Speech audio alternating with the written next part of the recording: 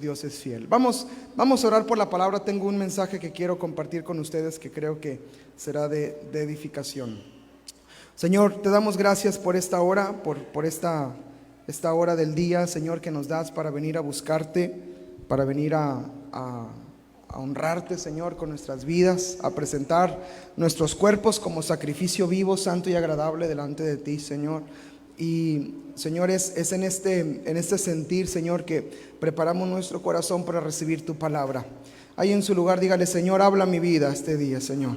Háblame, Señor. Hoy quiero, Señor, no nada más recibir una palabra, Señor, Señor, que sea como un domingo más, sino que hoy, Señor, yo pueda estar atento, Señor, a tu Espíritu Santo, Señor, y que pueda, Señor, poder abrir mis ojos, abrir mis oídos, abrir mi corazón, Señor, delante de ti, de tu presencia, Señor, y todo lo que tú quieras hacer, Señor, entre nosotros, en el nombre de Cristo Jesús. Sea tu Espíritu Santo en este lugar, Señor. Sea tu Espíritu Santo, Señor, en medio de nosotros, Señor, trayendo vida, trayendo palabra, trayendo mensajes, Señor, que edifique, Señor, y que cambie y toque nuestras vidas, en el nombre de Cristo Jesús. Y la iglesia dice: amén y amén, amén. Gloria a Dios. Bueno, amados, pues he titulado este mensaje El día que la iglesia despertó. Estaba basado en el libro de los Hechos, y en los Hechos hubo un momento pivotal, un momento que marcó 180 grados, un cambio completamente radical, y creo que es tiempo de que la iglesia esté atenta a la voz del Espíritu. Si leemos nosotros el libro de los Hechos, el libro se llama Hechos de los Apóstoles, pero creo que un mejor título sería Hechos del Espíritu Santo, porque la manera de moverse del Espíritu Santo en el libro de los Hechos es una manera tremenda. Yo quiero animarle. Ahorita estamos leyendo el libro de Hechos, vamos en el capítulo 7, de hecho es el capítulo que vamos a entrar en esta hora, en nuestro plan de lectura. Y le animo a que de aquí en adelante busque todas las porciones y subraye todas las porciones donde en el libro de Hechos se menciona el Espíritu Santo.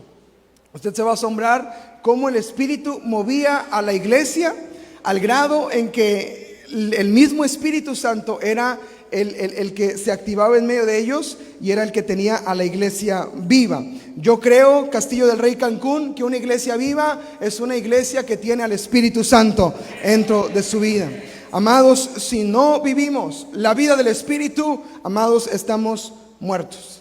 Y tenemos que vivir la vida del Espíritu y ser una iglesia que está vivificada, que está viva, que está animada, que está despierta. Y yo creo que en estos pasajes que vamos a leer, Dios va a hablar a nuestras vidas. Amén. Entonces vamos a ver el día que la iglesia despertó.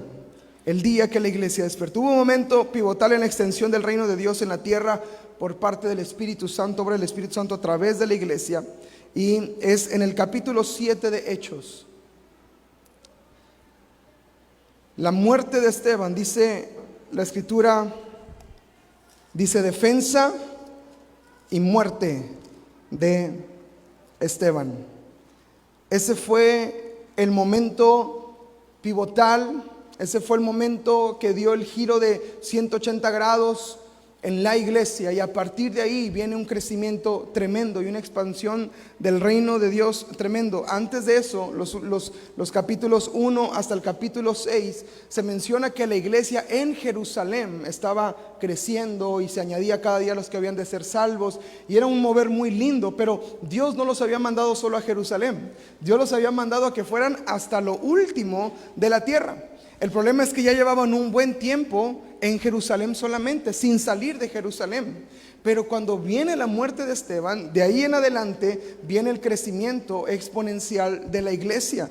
Había un comentarista bíblico que dice: no puede haber Hechos 1:8 sin Hechos 8:1.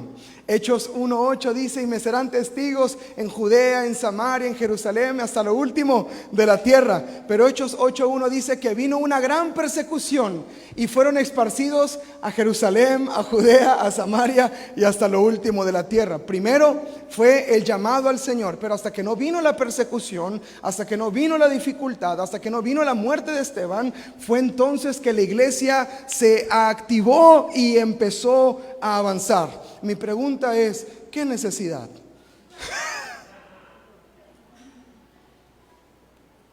Pero bueno, si Dios va a utilizar eso, gloria a nuestro Dios, gloria al Señor. Pero vamos a estar atentos a su palabra y a lo que Él quiera hablar a nuestras vidas. Salmo 71, versículo 19 al 21. Dios usa las adversidades para glorificarse en nuestras vidas.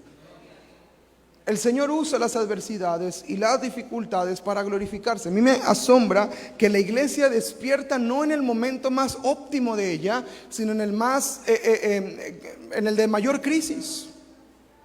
Cuando la violencia hacia ellos ya no fue de palabras, sino fue una violencia que se expresó en la muerte de uno de los que estaban ahí sirviendo al Señor.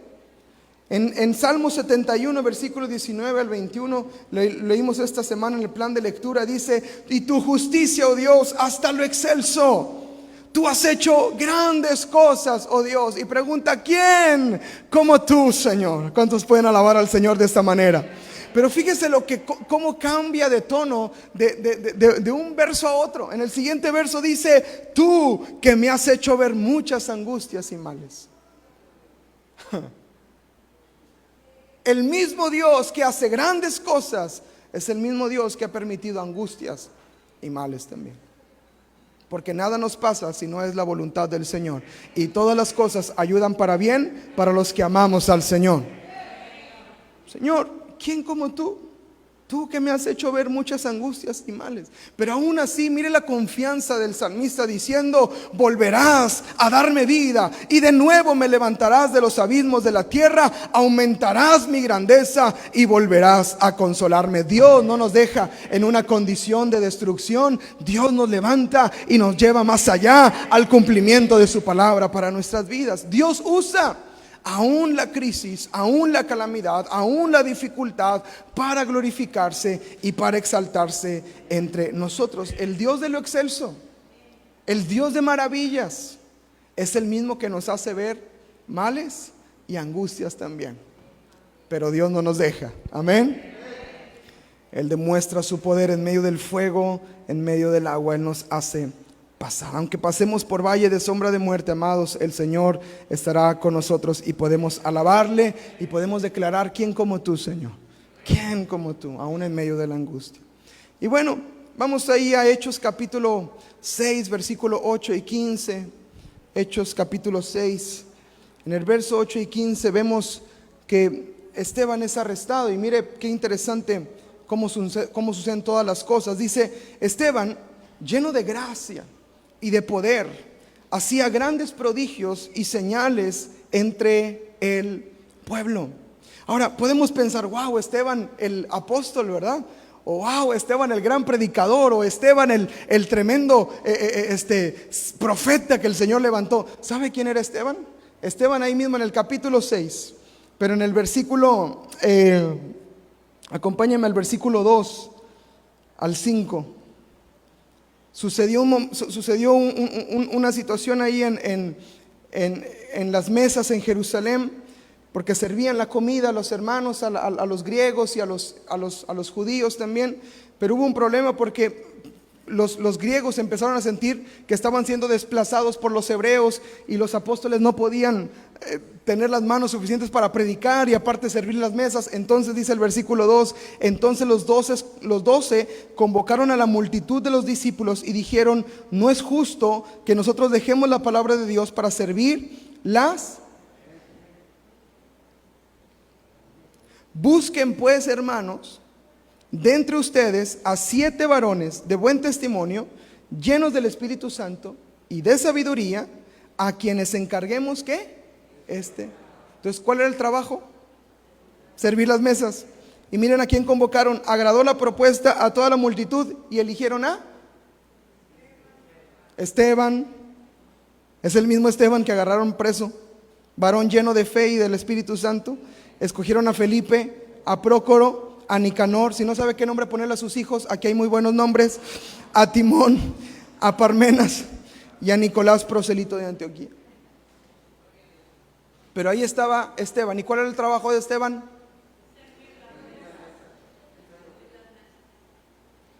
Y de repente vemos que una persona que sirve las mesas, en el versículo 8 dice, lleno de gracia y de poder, hacía grandes prodigios y señales entre el pueblo. Pues, ¿cómo habrá acomodado los platos que uno dirá, ay, mira cómo los puso? Puso el tenedor aquí donde va. ¿Sabe por qué había poder del Espíritu? Porque estaban viviendo llenos del Espíritu Santo. Y aún en el aspecto más básico del servicio, ahí Dios estaba glorificando en la vida de Esteban.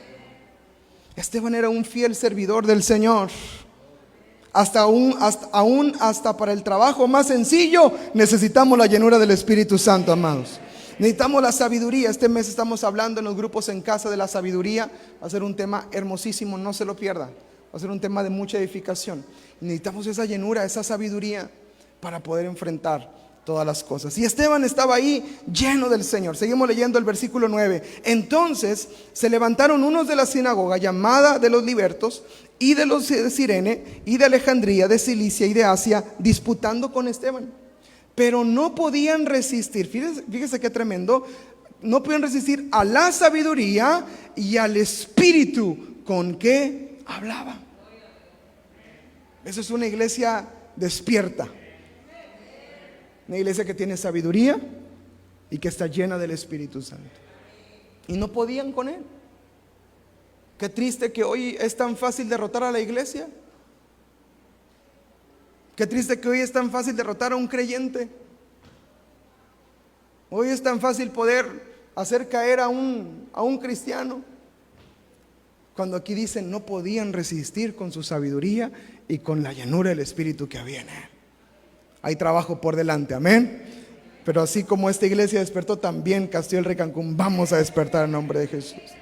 Entonces, como no pudieron llegarle por ningún lado, versículo 11, sobornaron a unos para que dijesen que le habían oído hablar palabras blasfemas contra Moisés y contra Dios. Recuerden, están en Jerusalén, todavía los judíos tienen una potestad tremenda. Los judíos fueron quienes crucificaron a Jesús. Ellos, con la autoridad que tenían y las masas que movían, llevaron a Jesucristo a la cruz. Entonces todavía había un poder tremendo por ahí, al grado que hubo ahí soborno para poder traer a Esteban delante del Señor, porque no había manera de acusarle. Ya estaba la persecución ahí fuertemente contra ellos. Y hablar contra Moisés y hablar contra Jehová, contra Dios, era un delito tremendo ahí, ¿verdad? Bajo las leyes de los judíos. Entonces sobornaron para que se hablara eso de Esteban. Versículo 12, y soliviantaron al pueblo, a los ancianos y a los escribas, y arremetiendo le arrebataron y le trajeron al concilio. Versículo 13, y pusieron testigos falsos que decían, este hombre no deja de hablar palabras blasfemas contra este lugar santo y contra la ley, pues le hemos oído decir que ese Jesús de Nazaret destruiría este lugar y cambiaría las costumbres que nos dio Moisés. Entonces todos los que estaban sentados en el concilio, al fijar los ojos en él, vieron su rostro como el rostro de un ángel. El ujier. No era el pastor, hermanos, ahí ujieres. Era el ujier el que estaba ahí, lleno del Espíritu Santo. Ahora, en el capítulo 7, leímos una porción en nuestro plan de lectura, ayer nos tocó esa lectura. En el capítulo 7, la sentencia sobre Esteban ya estaba. Escuche esto, Esteban era hombre muerto desde el momento que entró al concilio. Muy probablemente Esteban lo sabía, porque la predicación de Esteban, si usted lee, no podemos leer todo el capítulo porque nos demoraríamos muchísimo pasaje por pasaje, pero si usted lee la predicación de Esteban, amado, usted se va a dar cuenta que fue una predicación directa, sin tapujos, completamente abierta hacia ellos. En otras palabras, pues ya me voy a morir, pues qué. Pues les digo.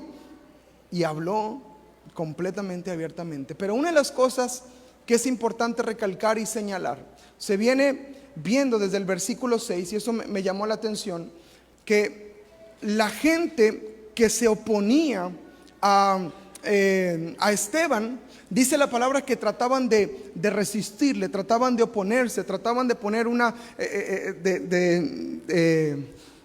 algo en su contra, mas no le podían resistir, no podían con él, porque era tanta la gracia, era tanta la llenura del Espíritu Santo que no podían con él.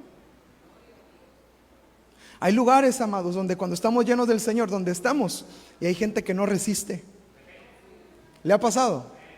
Que llega a una mesa, se sienta y está todo incómodo y se levantan y ahí nos vemos, con permiso, porque estás lleno del Señor y no aguantan ahí el espiritillo que trae ahí. Ahora, si te sientas en silla de escarnecedores y se quedan sentados contigo, ay Señor.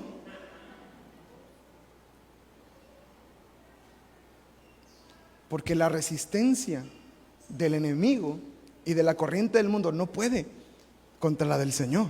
Y a Esteban lo están resistiendo constantemente. Ahora, en el capítulo 7, yo me doy cuenta que Esteban recorre de manera magnífica la palabra de Dios, desde Abraham hasta Moisés, hasta Josué, hasta la tierra prometida. Él va recorriendo desde los inicios de los patriarcas y cómo va hablando al pueblo judío. Pero una de las cosas tremendas que él le está recalcando es que como en un pasado el pueblo judío resistió a Dios, también ellos lo estaban haciendo. También ellos estaban resistiendo al Espíritu Santo, porque ya lo que se venía de parte del Espíritu estaba ahí en la línea, ya era inevitable, estaba por acontecer, pero ellos estaban resistiendo lo más que podían. Y gracias al Señor que dice la palabra que Él nos dio potestad para hacerle frente a las potestades del infierno y poder vencer en el nombre de Cristo. Y estaba ahí Esteban y les hace ver cómo el pueblo siempre rechazó. El rechazo del pueblo es una constante en la predicación de Esteban. Y yo quiero que ponga atención a esto, porque ¿qué pasa si nosotros no hemos despertado porque hemos rechazado al Espíritu? ¿Qué pasa si estamos en una condición de adormecimiento espiritual porque hemos rechazado la obra del Señor en nuestras vidas? Porque hemos bajado del barco. Mira lo que dice en Hechos capítulo 7, verso 27. Cuando Moisés quiso poner paz entre unos hombres que peleaban, dice la escritura que entonces el que maltrataba a su prójimo le rechazó, diciendo: ¿quién te ha puesto por gobernante y juez sobre nosotros? Recuerda esa historia, Moisés contiende con un egipcio, mata al egipcio y está ahí tratando de ayudar a su pueblo, porque tiene una compasión tremenda por ellos y dice: pues ellos son mi pueblo, y está ahí con esa angustia, ¿verdad?, en su corazón. Y un día están peleando dos hermanos hebreos, va con ellos, le oigan, cálmanse, y le dice: ¿y tú quién eres? Dice: le rechazó. ¿Quién te ha puesto como juez o gobernante entre nosotros? Y desde ahí el pueblo ya estaba rechazando la obra de Dios entre ellos. Versículo 35. Después vemos que Dios llama a Moisés, le da su llamado, quita el calzado de sus pies, recibe el llamado para libertar. Y en el versículo 35 del capítulo 7 dice: a este Moisés, a quien habían rechazado, diciendo: ¿quién te ha puesto por gobernante y juez? A este lo envió Dios como gobernante y libertador por mano del ángel que se le apareció en la zarza.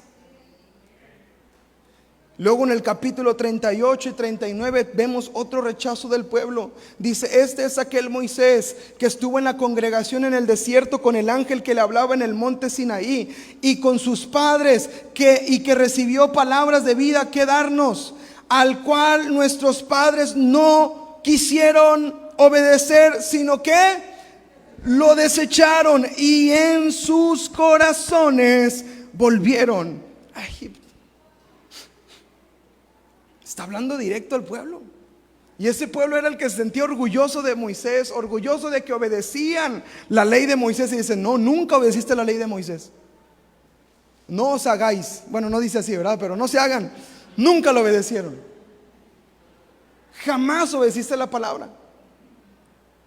La palabra de Dios, amados, Jesucristo dijo: el que me ama, guarda mis mandamientos. Jesús dejó palabra y mandamientos, amados, y muchas veces decimos que amamos, pero no guardamos. Entonces, ¿a quién amamos? Y ahí les está confrontando tremendamente Esteban. En otras palabras, pues ya me voy a morir, pues me van a matar, pues órale, pues les digo. Y estaba ahí. Ustedes lo rechazaron, sus padres lo rechazaron, y sus corazones se volvieron a Egipto. Amados, Esteban estaba lleno del Espíritu Santo, y esa llenura le hace ver al pueblo la dureza de corazón y la resistencia que siempre habían mostrado aún hasta ese día. El jueves, en el culto que tuvimos aquí de introducción a los grupos en casa, que empezamos a hablar de la sabiduría, les dije que vivimos en un mundo que odia a Dios, desprecia a Dios, desecha a Dios.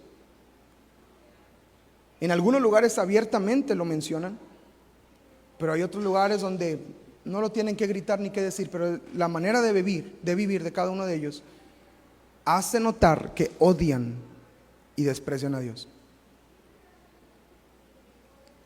Y si tú y yo no caminamos llenos del Espíritu Santo y llenos de sabiduría, muy probablemente terminamos conviviendo con ellos, compartiendo con ellos, haciendo lo que ellos hacen, pensando como ellos piensan, sin saber que es un pensamiento que odia a Dios. Y es tremendo eso, amados, porque no es cosa menor. Es un rechazo abierto contra el Señor.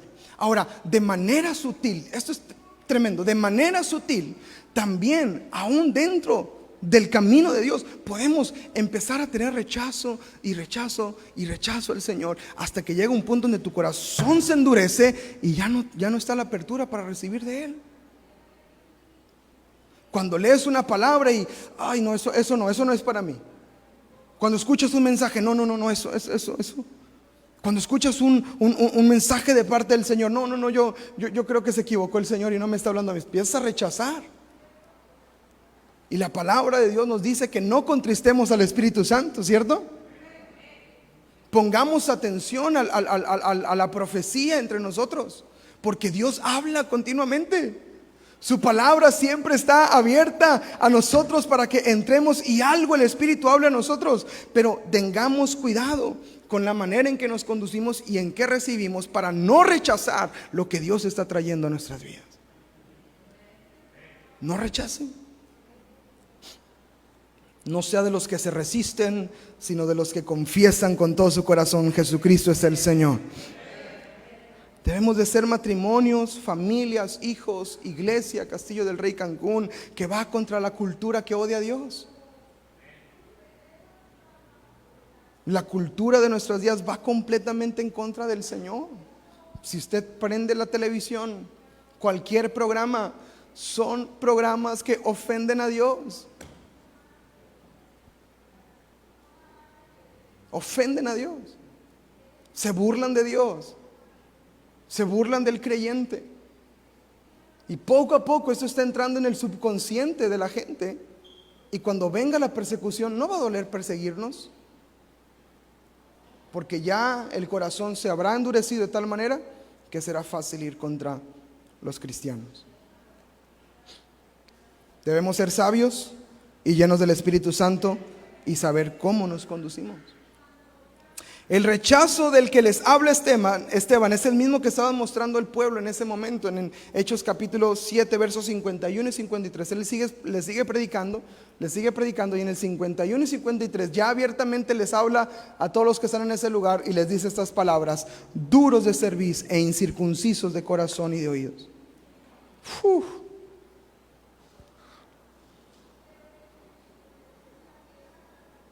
Como diciendo: si no saben a quién les estaba hablando, a ustedes les estaba hablando. Ustedes resisten siempre al Espíritu Santo. La iglesia no va a despertar si sigue resistiendo al Espíritu Santo.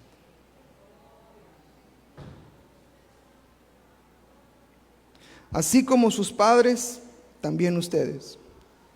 ¿A cuál de los profetas no persiguieron sus padres?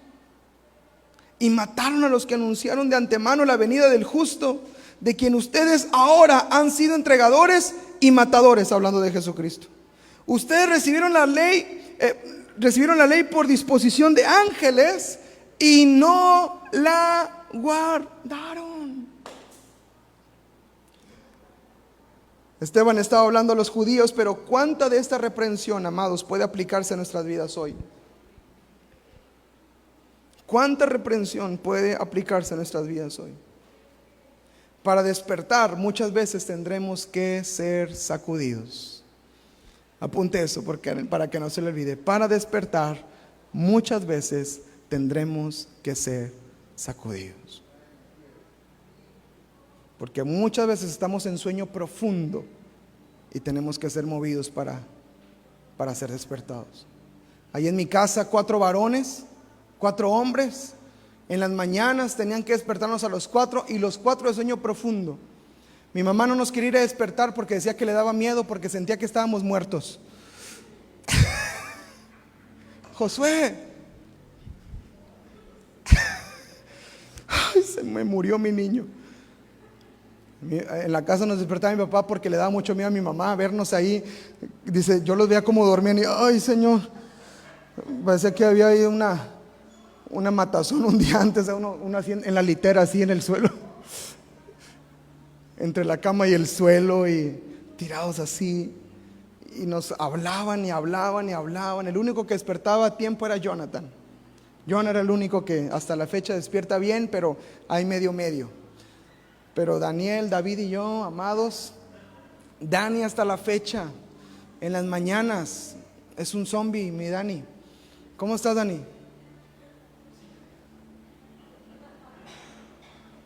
Una hora viendo al vacío.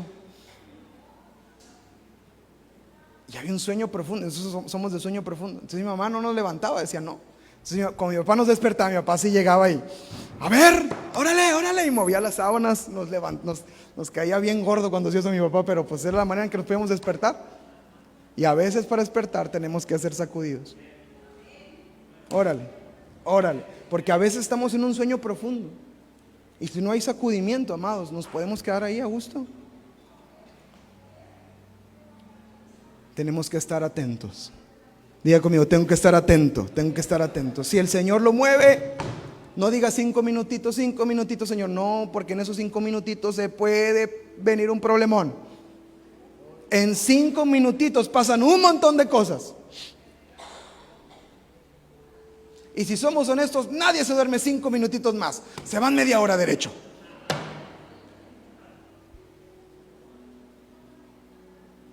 Y muchas cosas pueden pasar. No, espérame, Señor, ahorita no me levantes, Señor. No me sacudas. No me muevas ahorita las finanzas, Señor. No me las muevas, Señor. No me muevas mi salud ahorita, Señor. No, Señor.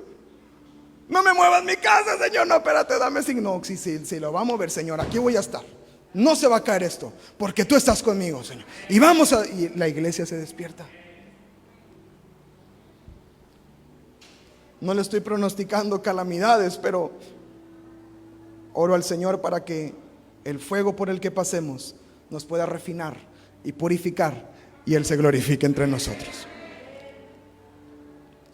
Después, si seguimos leyendo en el capítulo 7, versos 53 y 56, sucede algo tremendo. Oyendo estas cosas, se enfurecían en sus corazones. Pues como no, ya les había dicho. ¿Cómo les dijo? Duros de cerviz, incircuncisos de corazón y de oídos. Pues se enfurecieron en sus corazones y crujían los dientes contra él. ¿Cómo dijo Jesús que era el infierno? ¿El lloro y el qué? Estaban endemoniados. Hay una resistencia del diablo ahí tremenda. Pero Esteban, lleno del Espíritu Santo, puestos los ojos, en el cielo. Hay un contraste, amados, hay un contraste. Ellos enfurecidos en sus corazones, pero Esteban lleno del Espíritu Santo. La iglesia que está despierta es una iglesia de contraste. La gente afuera está enojada, pero la iglesia está llena del Espíritu Santo. Hay un enojo constante de las personas, pero la iglesia está llena del Espíritu Santo. Es un contraste tremendo.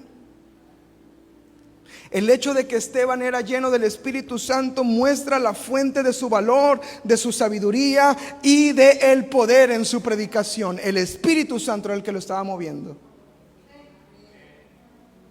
porque ellos estaban enojados. Y si hubieran estado llenos del Espíritu Santo, hubiera sido como aceitito con el cual reciben la palabra y hubieran dicho: tienes razón, Esteban, caer de rodillas, perdónanos, Señor, porque hemos resistido tantos siglos y siglos la obra de tus manos, perdónanos. Y hubieran arrepentido ahí, hubiera sido un arrepentimiento tremendo en el concilio, pero estaban resistiendo.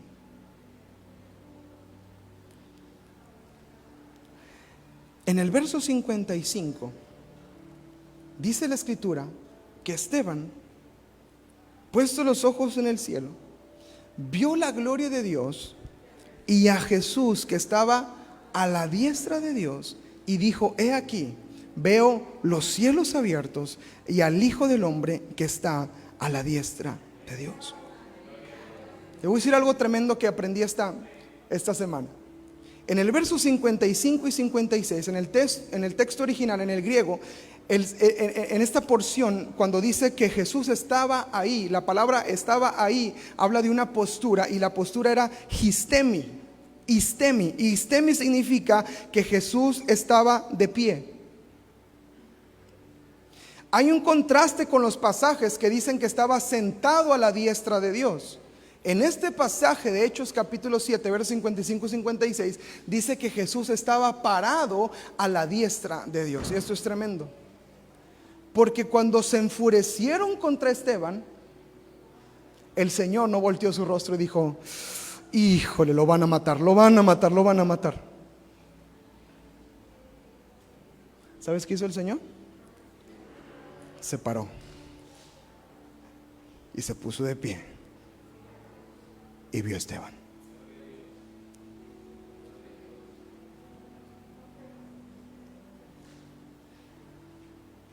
En Nueva Traducción Viviente dice: Esteban, lleno del Espíritu Santo, fijó la mirada en el cielo y vio la gloria de Dios, y vio a Jesús de pie en el lugar de honor a la derecha de Dios. Y les dijo: miren, veo los cielos abiertos y al Hijo del Hombre de pie en el lugar de honor a la derecha de Dios.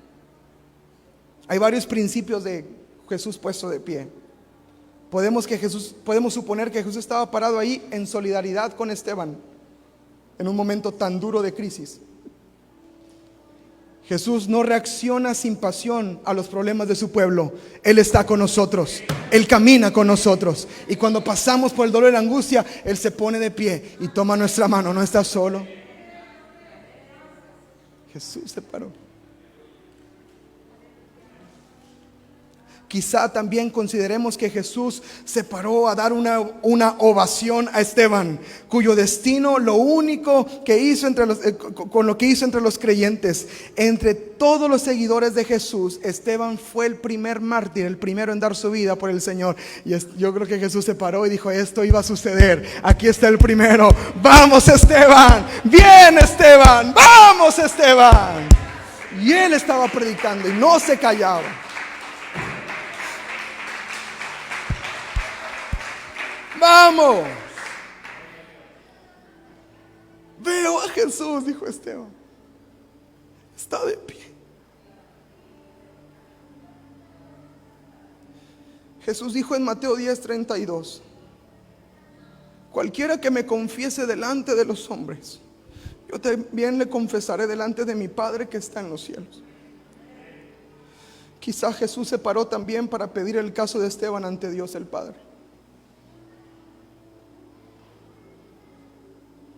asegurando de que aunque fuera encontrado culpable y castigado en la tierra, sería encontrado justo y galardonado en el cielo. Esteban estaba confesando a Cristo delante de los hombres. Ahora ve a Cristo confesando a su siervo delante de Dios. Padre, él es Esteban. Él es un siervo mío. Vamos a recibirlo. Versículo 57 dice que entonces ellos, dando grandes voces, se taparon los oídos y arremetieron a una contra él, y echándole fuera de la ciudad le apedrearon, y los testigos pusieron sus ropas, escuche esto, a los pies de un joven que se llamaba Saulo, y apedreaban a Esteban mientras, ay Señor, mientras él invocaba y decía: Señor Jesús, recibe mi espíritu. Él ya estaba viendo a Jesús. Y puesto de rodillas, clamó a gran voz: Señor, no les tomes en cuenta este pecado. Y habiendo dicho esto, durmió. Dios, amados, contestó la oración de Esteban cuando él dijo: no les tomes en cuenta este pecado. Dios usó esa oración para tocar el corazón de un hombre que estaba completamente de acuerdo con su apedreamiento, llamado Saulo. Dios no tomó en cuenta el pecado de Saulo en ese momento, porque Saulo fue de los que consintieron su muerte. Y al momento de Esteban clamar: no les tomes en cuenta su pecado, dijo: vamos a mostrar misericordia. Y de ahí Saulo es alcanzado por la gracia del Señor, amados. Y el Nuevo Testamento, Romanos, Corintios, primera y segunda, Timoteo, primera y segunda, Efesios, Filipenses, Colosenses, Gálatas, son cartas de edificación para la iglesia. Y si Esteban no hubiera orado ahí: perdónalo, Señor, tal vez no tuviéramos un Saulo, se hubiera levantado tal vez otro hombre, pero no ese Saulo que fue usado poderosamente para traer el reino de Dios. Padre, perdónalos. Perdónalos, Señor.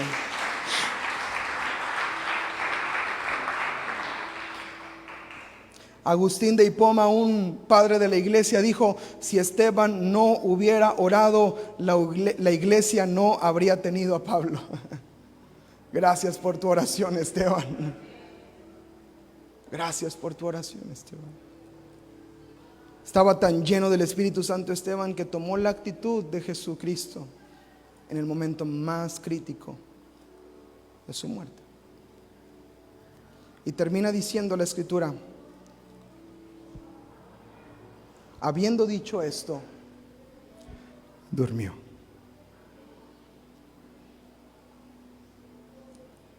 Lucas, escritor de Hechos, es tan suave en su relato, a no decir: y cuando dijo esto lo mataron, y quedó ahí golpeado y sangrado.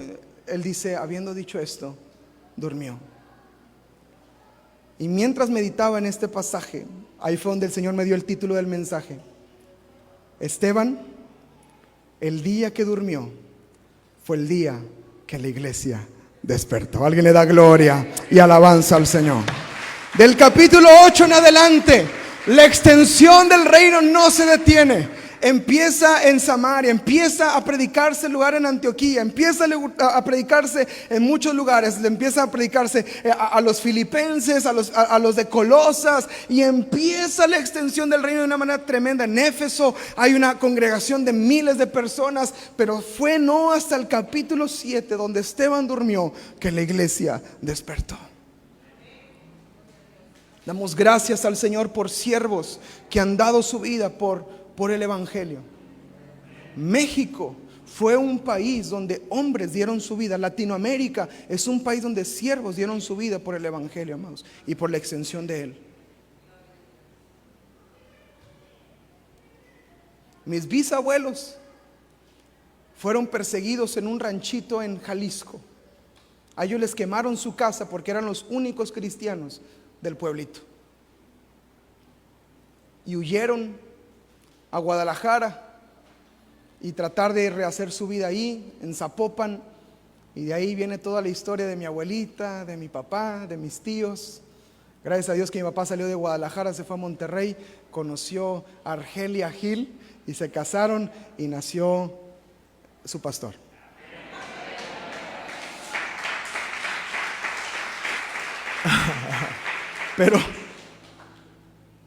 Pero mis abuelos, mis bisabuelos, sufrieron la pérdida de todo. Y hay un río de sangre de mártires. En nuestra nación no decían, no, allá en Turquía, allá en esos países. No, aquí en México. El día que Esteban durmió es el día que la iglesia despertó. Iglesia, es momento de levantarnos. No resistan al Espíritu Santo, no contristen al Espíritu Santo. Vayamos contra cultura del mundo, seamos discípulos del Señor. Mostremos a Cristo en nuestra casa, mostremos a Cristo en nuestra familia. Demostrémosle que lo más importante en la familia, mira, amado, cuando la familia ve que lo más importante para ti es el reino de Dios, la familia te sigue.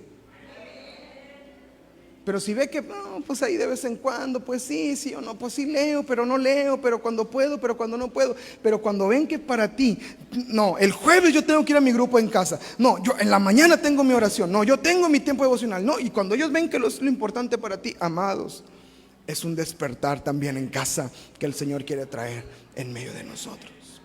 Vamos a ponernos de pie ahí en nuestro lugar y levantar nuestras manos. Señor, despierta tu iglesia.